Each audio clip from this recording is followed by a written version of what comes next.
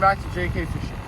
In today's video, I'm going to be showing you guys how to use a downrigger. For those of you that are getting into fishing with downriggers or just new to fishing in general, I'm going to give you guys an easy tutorial on how to use these and how to catch fish with them. So before we get to actually using the downrigger, I'm going to mention that we are trolling at a consistent speed, which is always what you have to do before you even think about putting your downriggers in the water. So what we have here, we have the downrigger, we have the switches to control the depth.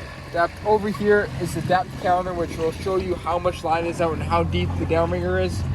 Attached to the steel cable here, we have our downrigger ball, and we have, this is a stacker clip. Or you could use it as a clip that you're gonna put your line in for your bottom hook.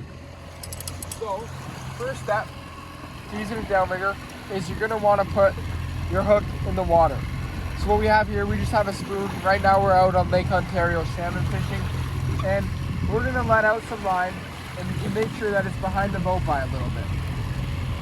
Notice the rod we're using too. We're using a downrigger specific rod. These rods are generally between 8 to 9.5 feet long and are a slow action rod, which are made specifically for downrigger use. So once we let out the spoon a little bit, we're going to turn the clicker on the reel so that line will not come out too fast and you won't get backlash from letting it down. And you're going to take the line from the tip of the rod and bring it down to the stacker clip. So if you look at the clip, that black line there is where you want to put your line. You're simply going to squeeze this base here, put your line in to about where the black line is, and just let go of it, right? So the drag is open on this reel, the clicker's on, and now we're going to send the downrigger down. So if you look at the line counter, let's say we want this down 20 feet, you're simply going to flick the switch,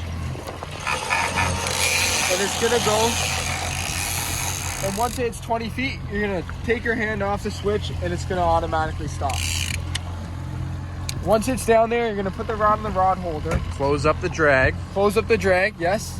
And once it's in there, there's a lot of slack in the line. So if a fish hits, you're gonna have to gain up a lot of slack, and a lot of times it's gonna result in a missed fish.